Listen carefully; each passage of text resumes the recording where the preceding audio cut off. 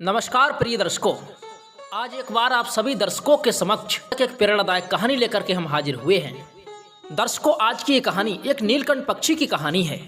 आज की इस कहानी में एक नीलकंठ पक्षी ने 4 ऐसी बातें बताई हैं। इन 4 बातों को कोई मनुष्य अपने जीवन में उतार लेता है तो उसे अपनी पूरी जिंदगी में कभी किसी प्रकार का कोई दुख या किसी संकट का सामना करना नहीं पड़ता है। प्रिय दर्शकों, इन 4 बातों को यदि कोई माँ बहन सुन लेती है तो कभी भी उनके घर में लड़ाई झगड़ा नहीं होता है।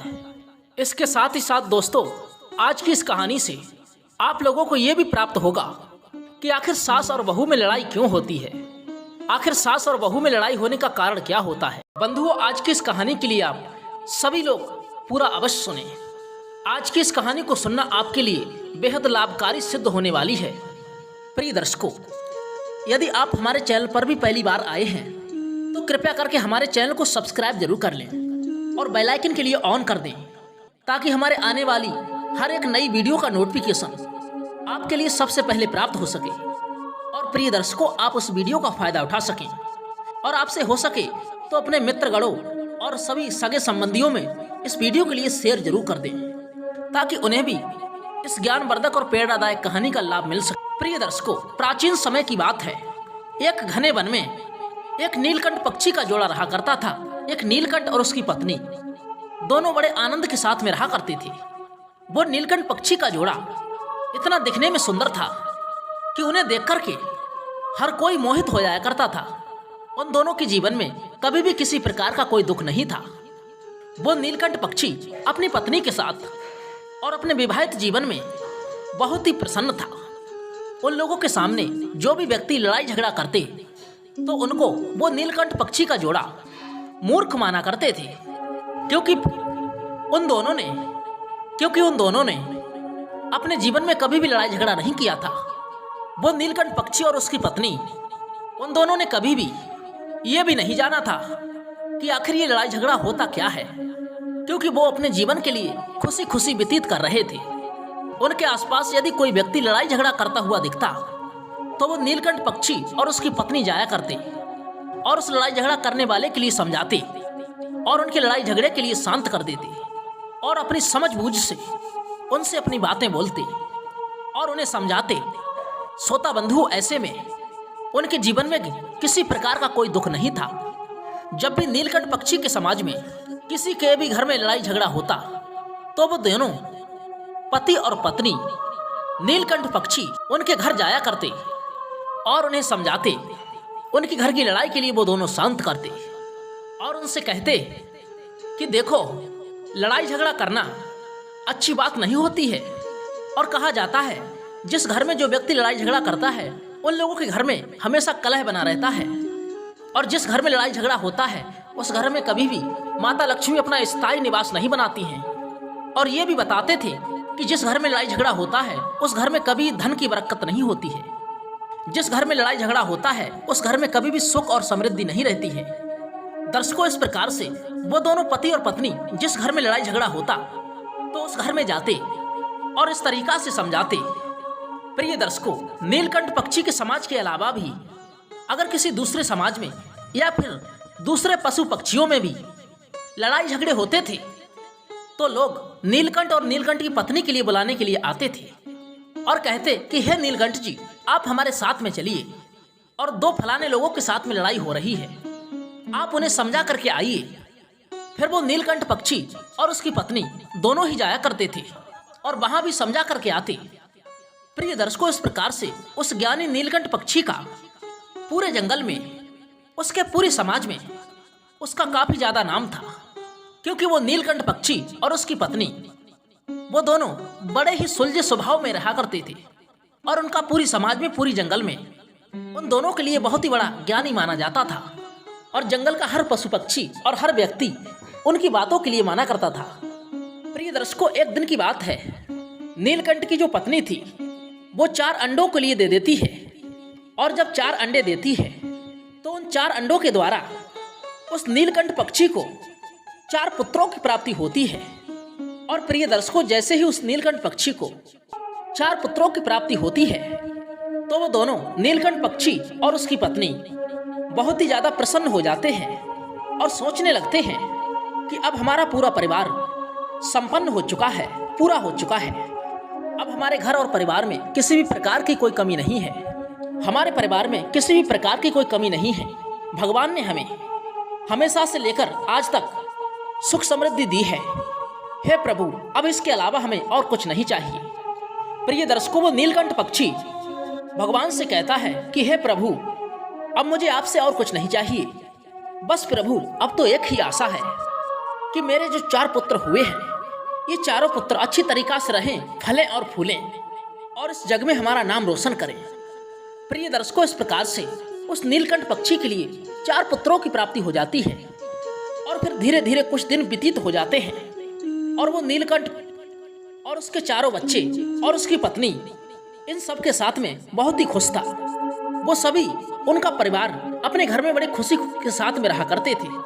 प्रिय दर्शकों, अब धीरे धीरे जैसे ही उस नीलकंठ पक्षी के चारों पुत्र बड़े होते चले गए, तब उस नीलकंठ पक्षी को यह चिंता सताने लगी कि अब मेरे पुत्र बड़े होने लगे हैं, अब मुझे कहीं अच्छा सा रिश्ता देख करके इनका विवाह कर देना चाहिए, जिससे ये अपने जीवन के लिए सुखी सुखी यापन कर सके और हमारे परिवार का वंश बढ़ा सके और हमारे वंशज के लिए आगे चला सके। प्रिय दर्शकों, हर माता पिता का ये शादी करने का सपना ही नहीं बल्कि एक कर्तव्य भी होता है। ठीक उसी प्रकार वो नीलकंठ पक्षी अपने चारों पुत्रों का अच्छा सा रिश्ता ढूंढने के लिए अपने नगर से थोड़ी दूर आसपास के नगरों में घूमने लगा और रोजाना इसी बात के लिए ही सोचता और रोजाना अलग अलग गांव और अलग अलग नगरों में जाता और अलग अलग गांवों में जाकर अपने चारों पुत्रों के लिए अच्छी से अच्छी लड़की ढूंढता, ताकि वो बड़े अच्छी तरीका से अपने बच्चों का विवाह कर सके। फिर ये दर्शकों, इस प्रकार से उस नीलकंठ पक्षी के सिर पर अपने चारों पुत्रों के विवाह का भार गिर चुका था।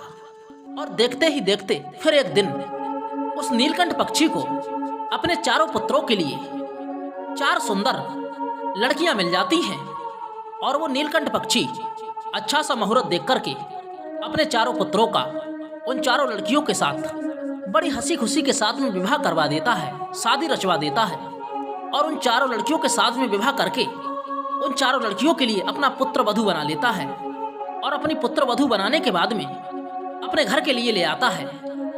प्रिय दर्शकों, अपने घर लेकर आने के बाद में एक दिन वो नीलकंठ पक्षी और उसकी पत्नी दोनों ही बैठे बैठे सोच रहे होते हैं। नीलकंठ पक्षी अपनी पत्नी से कहता है कि भाग्यवान, हे भद्रे, अब हमारा जीवन सफल हो चुका है, क्योंकि अब हमारा वंश भी आगे बढ़ेगा और अब हमारा जीवन भी बड़े सुख के साथ में कटेगा। हे प्रिय, अब हमें अपने जीवन में किसी प्रकार की कोई चिंता नहीं है, क्योंकि अब हमारा परिवार पूरी तरीका से संपूर्ण हो चुका है और 4 हमारे पुत्र और 4 हमारी पुत्र वधुएं और 2 हम, अब हम पूरे गिने चुने 10 लोग हो चुके हैं। प्रिय, अब हमारा संपूर्ण परिवार हो चुका है। अब हमें इसके अलावा और किसी चीज की जरूरत नहीं है। अब तो भगवान से एक ही दुआ है कि जो हमारी आधी उम्र बची है केवल ये सुख के साथ में कट जाए। प्रिय दर्शकों, वो नीलकंठ पक्षी और उसकी पत्नी दोनों यही सोचते और मुस्कुराते। प्रिय दर्शकों, फिर एक दिन की बात है, नीलकंठ पक्षी की जो पुत्र वधू है वो कोई जरूरी कार्य कर रही होती हैं, खाना बना रही होती हैं और जैसे ही वो खाना बना रही होती हैं तो नीलकंठ पक्षी की जो पत्नी है वो अपनी एक बहू से कहती है कि अरे बेटा, अरे बहू, तुम आखिर ये क्या कर रही हो? आखिर इस प्रकार से सब्जी में इतना सारा नमक थोड़ी डाला जाता है। प्रिय दर्शकों, इस तरीका से वो नीलकंठ पक्षी की पत्नी अपनी बहू के लिए खूब डांट लगाती है, फटकार लगाती है। उसके बाद में नीलकंठ पक्षी यह सब दृश्य देख करके अपनी पत्नी के लिए समझाता है कि हे भद्रे, और कहता है कि भद्रे, आज मैंने तुम्हें छुप करके देखा था।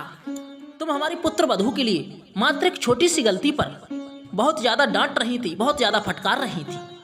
हे भद्रे, मुझे ये सब देख करके अच्छा नहीं लगा। भला ऐसी छोटी छोटी बातों पर इतना ज्यादा भड़कना बिल्कुल ही अच्छा नहीं होता है। प्रिय दर्शकों, उसके बाद फिर एक दिन की बात से वो चारों बहुएं कुछ काम कर रही होती हैं और उनकी सासू माँ नीलकंठ पक्षी की पत्नी उनके काम के लिए देख रही होती हैं और नीलकंठ पक्षी की पत्नी को अपने बहुओं के द्वारा किया गया काम बिल्कुल भी पसंद नहीं आता है, अच्छा नहीं लगता है और वो अपनी चारों बहुओं के लिए डांट फटकार लगा देती है और अपनी चारों बहुओं से कहती है कि आखिर तुम क्या जानती हो, तुम्हारे माता पिता ने तुम्हें इतना भी नहीं सिखाया है कि किस तरीका से घर के लिए चलाया जाता है, किस तरीका से घर के लिए संभाला जाता है। प्रिय दर्शकों, इस तरीका से वो सासू माँ, वो नीलकंठ पक्षी की पत्नी अपनी चारों बहुओं के लिए खरी खोटी सुना देती है। प्रिय दर्शकों, कहते हैं ना कि कोई भी मनुष्य हो केवल एक दिन ही एक खरी खोटी बातें के लिए सुन सकता है।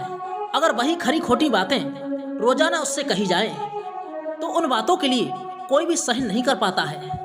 ठीक उसी ही प्रकार जैसे अगर आप पर कोई एक आदमी चुनौती दे, तो उस चुनौती के लिए चुनौती के माध्यम से ही देखना चाहिए। परंतु कोई आदमी यदि दूसरी बार आपके लिए चुनौती दे, फिर तो हमें युद्ध करना चाहिए, जिस तरीका से महाभारत में हुआ था। प्रिय दर्शकों, ठीक इसी ही तरह नीलकंठ पक्षी की पत्नी अपनी चारों बहुओं के लिए खरी खोटी सुनाती है और यह सब देख करके वो सासू माँ अपनी चारों बहुओं पर भड़क पड़ती है। और ये सभी नजारा नीलकंठ पक्षी जो था वो छुप करके देखता है। और प्रिय दर्शकों, उसके बाद में जैसे ही लड़ाई समाप्त होती है, तो फिर से उस दिन की तरह वो नीलकंठ पक्षी अपनी पत्नी के लिए समझाने लगता है। कहता है कि अरे भाग्यवान, आज मैंने तुम्हें फिर से देखा। तुम हमारी चारों पुत्र वधुओं के लिए, हमारी बहुओं को बहुत ज्यादा खरी खोटी सुना रही थी। प्रिय, ये सब देख करके मुझे अच्छा नहीं लगा। प्रिय दर्शकों, जैसे ही उस नीलकंठ पक्षी ने अपनी पत्नी से कहा, तब नीलकंठ पक्षी की पत्नी ने नीलकंठ पक्षी का अपमान कर दिया और कहा कि सुनो जी, आप एक मर्द हो, आप एक पुरुष हो, तो एक मर्द की तरह ही रहो। हम स्त्री हैं और हम स्त्रियों का काम हम स्त्रियों को ही करने दो। हमारे बीच में आपको दखल अंदाजी करने की कोई जरूरत नहीं है। प्रिय दर्शकों, इस तरीका से नीलकंठ पक्षी से बोलकर उसकी पत्नी उसका मुख बंद कर देती है और उसके साथ ही साथ अपने पति का अपमान कर देती है। और वो नीलकंठ पक्षी अपना सिर नीचे झुका करके वहां से चला जाता है और कुछ नहीं कहता है। प्रिय दर्शकों, उसके बाद में एक दिन नहीं, 2 दिन नहीं, रोज रोज ऐसा ही चलता रहा और नीलकंठ पक्षी की पत्नी अपनी चारों पुत्र वधुओं पर इसी प्रकार से रोजाना हुक्म चलाने लगी। और एक दिन फिर से शाम के लिए नीलकंठ पक्षी कहता है कि अरे सुनो भाग्यवान, मैं तुम्हारे रोज रोज के इस नाटक से तंग आ चुका हूँ। मैं रोज देखता हूँ तुम इसी प्रकार से रोज करती हो। प्रिय दर्शकों, फिर उसके बाद में नीलकंठ पक्षी की पत्नी नीलकंठ पक्षी से कहती है कि सुनो जी, बात कुछ ऐसी है, ये घर मेरा है और मेरा ही रहेगा। इस घर पर मेरा अधिकार है और मेरा ही अधिकार रहेगा। इस घर की मुखिया मैं हूँ, तो इस घर में मेरी ही चलेगी। मेरे अलावा इस घर में और किसी का अधिकार नहीं चलेगा। प्रिय दर्शकों, उसके बाद में नीलकंठ पक्षी की पुत्र वधू बड़ी वाली सुन रही होती है और जैसे ही वो बड़ी वाली बहू इन सभी बातों के लिए सुनती है, तो वो और भी ज्यादा भड़क जाती है और अपनी तीनों देवरानी और जिठानी से ये बात कह देती है कि हमारी सासू माँ आज ससुर जी से कह रही थी कि ये घर मेरा है और इस घर में केवल मेरी ही चलेगी और इस घर की मुखिया मैं ही रहूंगी। प्रिय दर्शकों, जैसे ही उन चारों पुत्र वधुओं के लिए इस बात की जानकारी होती है कि हमारी सासू माँ हम चारों के बारे में ये सब सोचती हैं, तो यह बात सुनकर के दूसरे दिन के लिए वो चारों और भी ज्यादा भड़क जाती हैं और आपस में महाभारत का युद्ध छिड़ जाता है। प्रिय दर्शकों, फिर एक दिन वो चारों बहुएं अपने चारों पतियों के साथ अपने ससुर नीलकंठ पक्षी के पास आती हैं और नीलकंठ पक्षी के पास आकर के कहती हैं कि ससुर जी, आज हम आप चारों के पास आए हैं, आपके पास आए हैं। हमें अब इस घर में नहीं रहना है, आप हमें इजाजत दे दीजिए और आज के बाद हम अपने बल पर ही यहाँ से कहीं दूर रहेंगे और खुद कमाएंगे और खुद खाएंगे। प्रिय दर्शकों, इस प्रकार से वो चारों पुत्र वधुएं अपने ससुर नीलकंठ पक्षी से ये कहती हैं और उस घर से बाहर चली जाती हैं। और उसके बाद में वो नीलकंठ पक्षी और उसकी पत्नी यह सब देख कर के और भी ज्यादा दुखी होते हैं और थोड़े पछताते भी हैं कि आखिर हमारी पत्नी की छोटी छोटी गलतियों की वजह से आज हमारे बेटे और हमारी पुत्र वधुएं हमारे इस घर को छोड़ कर के बाहर जा रही हैं। प्रिय दर्शकों, उसके बाद में उस नीलकंठ पक्षी के चारों पुत्र वधुएं और चारों बेटा उनके घर से बाहर जाकर के रहने लगते हैं और वो चारों अपना अपना अलग अलग मकान ले लेते हैं। और वो चारों जब अपने अलग अलग मकानों में रहने लगते हैं, पहले जहाँ पर नीलकंठ पक्षी के घर पर वो चारों रहा करते थे, तो उनके घर में 10 लोगों के बीच में 500 रुपए का खर्चा हुआ करता था। और जैसे वो चारों अलग अलग जगहों पर भिन्न भिन्न जगहों पर रहने लगे तो उनके घर में अलग अलग रह करके हजार हजार रुपए का खर्चा होने लगा। प्रिय दर्शकों, कहते हैं कि जो माता लक्ष्मी हैं, इनका हम जितना भी आदर करते हैं, जितनी इज्जत करते हैं, ये हमारे पास में, हमारे घर में उतनी ही देर टिकती हैं और उसी हिसाब से हमारे पास आती हैं। प्रिय दर्शकों, यदि हमारी औकात 10 रुपए की है, यानी कि हम एक दिन का 100 रुपए कमा रहे हैं और हम 200 रुपए खर्च कर रहे हैं, तो इस तरीका से हम बर्बाद होते हैं और माता लक्ष्मी का अपमान भी होता है। और अगर हम वहीं पर 200 रुपए कमा रहे हैं और 50 रुपए का खर्चा करते हैं तो उसमें हमारी बचत है और माता लक्ष्मी का भी अपमान नहीं होता है। तो वो चारों पुत्र वधुएं अलग होने के बाद में जैसे उनका पति 200 कमाता तो वो 1000 रुपए का खर्चा करती। इस प्रकार से प्रिय दर्शकों, देखते ही देखते कुछ महीने व्यतीत हो गए और वो पूरी तरीका से गरीब हो गई। माता लक्ष्मी ने पूरी तरीका से उनका साथ छोड़ दिया, अपनी पूरी दृष्टि उनके ऊपर से मोड़ ली और माता लक्ष्मी कुंडली मार कर बैठ गई और उन्होंने अपना मुंह मोड़ लिया। और जैसे ही माता लक्ष्मी ने अपना मुंह मोड़ लिया तो उनके पास में बिल्कुल ही पैसा नहीं रहा। वो चारों पुत्र वधू और उनके पति बिल्कुल ही गरीब कंगाल हो गए। खाने के लिए उनके पास में कोई दाना नहीं बचा। प्रिय दर्शकों, उसके बाद में जैसे ही वो चारों भिखारी के रूप में आ गए तो वो अपने ससुर नीलकंठ पक्षी के पास में गए और वहां पर जाकर के कहते हैं कि ससुर जी, हमारे पास कुछ भी खाने के लिए दाना नहीं बचा है और तन पे पहनने के लिए वस्त्र नहीं है और रहने के लिए मकान भी नहीं है। अब आप हमें शरणागति दीजिए, आप हमें शरण दीजिए। प्रिय दर्शकों, कहते हैं कि हर एक मनुष्य को जीवन जीने के लिए मात्र रोटी, कपड़ा और मकान की जरूरत होती है। और जिस मनुष्य के पास में ये 3 चीजें नहीं होती हैं, वो मनुष्य अपने जीवन में कंगाल ही कहलाता है और उसे ही असली कंगाल कहते हैं, उसे ही असली कंगाली का रूप कहते हैं। प्रिय दर्शकों, जैसे ही वो तीनों अपने ससुर के पास आते हैं, प्रिय दर्शकों, अब जैसे ही वो चारों अपने ससुर के पास आते हैं तो ससुर अपने चारों पुत्रों का, अपने चारों पुत्र वधुओं का चेहरा देख करके बड़े ही प्रसन्न हो जाते हैं। प्रिय दर्शकों, कहते हैं चाहे पुत्र कितना भी बड़ा निठल्ला, भुलक्कड़, चाहे कैसा भी हो, और माता पिता का दिल इतना बड़ा होता है कि उन्हें वो शरण दे ही दे देते हैं। तो प्रिय दर्शकों, वो नीलकंठ पक्षी अपने चारों पुत्र वधुओं के लिए और चारों बेटों के लिए शरण दे देता है और फिर उनसे कहता है, हे पुत्रों, मैं तुम चारों के लिए आज ऐसी 4 बातें बताता हूँ। तुम चारों के लिए इन चारों बातों का हमेशा ध्यान रखना है। अगर इन 4 बातों का तुम अपनी जिंदगी में हमेशा ध्यान रखते हो तो तुम्हें तुम्हारे जीवन में कभी गरीबी देखने नहीं पड़ेगी और कभी बेइज्जती सहन नहीं करनी पड़ेगी और कभी भी तुम्हारे जीवन में दुख नहीं आएगा किसी भी प्रकार का। तो प्रिय दर्शकों, वो नीलकंठ पक्षी अपने चारों बेटों के लिए पहली बात बताता है और कहता है कि सुनो, ये पहली बात कि कभी किसी पुरुष को स्त्रियों के बीच में या फिर स्त्रियों के बीच में हो रही लड़ाई या किसी अन्य लोगों की चर्चा के बीच में अपनी बात नहीं चलाना चाहिए। क्योंकि जो पुरुष स्त्रियों के बीच जो लड़ाई हो रही है उसमें बोलता है और उनके बीच में हो रहे वार्तालाप के उस बीच में बोलता है तो वो अपमान का भागीदार होता है। क्योंकि कहते हैं स्त्रियों के पेट में कोई बात नहीं पचती है। ठीक उसी ही प्रकार जो स्त्रियां सोचती हैं वही उनके मुख में होता है। जैसे जब मैंने तुम्हारी पत्नियों के बचाव के लिए तुम्हारी माँ से कहा तो तुम्हारी माँ ने मेरी एक भी बात नहीं मानी और मेरी बदनामी की। ठीक उसी प्रकार वैसे ही स्त्रियों के बीच में नहीं बोलना चाहिए। दर्शकों, उसके बाद में नीलकंठ अपने पुत्रों के लिए दूसरी बात बताता है कि पुत्रों, कभी भी किसी को भी अपनी औकात से बाहर किसी कार्य के लिए करना नहीं चाहिए। जैसे अगर तुम 100 रुपए कमा रहे हो तो तुम्हें ईमानदारी के साथ में 50 रुपए ही खर्च करना चाहिए, ना कि तुम्हें 200 रुपए खर्च करना चाहिए। अगर तुम 100 रुपए कमा रहे हो और 200 रुपए खर्च करते हो, अगर ऐसा करते रहे तो तुम्हें रोड पे बैठकर एक दिन भीख मांगनी पड़ेगी। क्योंकि हर मनुष्य के लिए अपनी औकात के साथ ही कार्य करना चाहिए और एक रणनीति बनाना चाहिए। क्योंकि कभी भी हमें जिंदगी में हमारी जितनी हैसियत है हमें उसी हिसाब से खर्च करना चाहिए और वैसा ही कार्य करना चाहिए।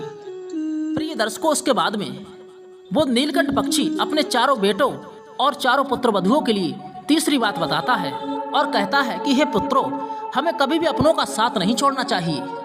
क्योंकि जो झाड़ू आता है, बल्कि झाड़ू में एक नहीं अनेकों सीखें होती हैं और वो सभी सीखें मिलकर एक झाड़ू बनती हैं जो सफाई करने के काम में आती हैं, पूरे कचरे को साफ कर देती हैं। अगर उस झाड़ू में से वहीं पर सभी सीकों के लिए अलग अलग कर दिया जाए तो फिर उस झाड़ू का कोई महत्व नहीं रहता है, वो किसी काम की नहीं रहती है। वो स्वयं झाड़ू ही हवा में उड़ जाएगा और उसे हर कोई लात मारकर फेंक देगा। इसलिए प्रिय दर्शकों, हर मनुष्य के लिए हमेशा एकता बना करके रहना चाहिए, क्योंकि संगठन में ही शक्ति हुआ करती है। क्योंकि अगर तुम मिलकर के एक रहोगे तो तुम्हें कभी भी कोई या तुम्हारा दुश्मन कभी भी तुम्हें अलग नहीं कर पाएगा। प्रिय दर्शकों, उसके बाद में वो नीलकंठ पक्षी चौथी बात बताता है और कहता है कि पुत्रों, कभी भी किसी भी मनुष्य को अपनी पत्नी की बात नहीं मानना चाहिए, बल्कि पत्नी के लिए अपने पति की बात मानना चाहिए। क्योंकि कहते हैं जो पुरुष अपनी पत्नी की बातों मानता है वो पुरुष हमेशा गरीब ही रहता है, निर्धन ही रहता है। उसके घर में माता लक्ष्मी की भी प्रवेश नहीं करती हैं। तो प्रिय दर्शकों, इस प्रकार से वो नीलकंठ पक्षी ये 4 बातें अपने पुत्रों के लिए समझाता है और इस पूरी कहानी का सार बताता है। तो प्रिय दर्शकों, कैसी लगी आज की ये कहानी? आप सभी दर्शक बंधु हमें कमेंट के माध्यम से जरूर बताएं। यदि ये कहानी आपके लिए पसंद आई हो तो हमारे चैनल को सब्सक्राइब कर लें और वीडियो के लिए एक लाइक कर दें।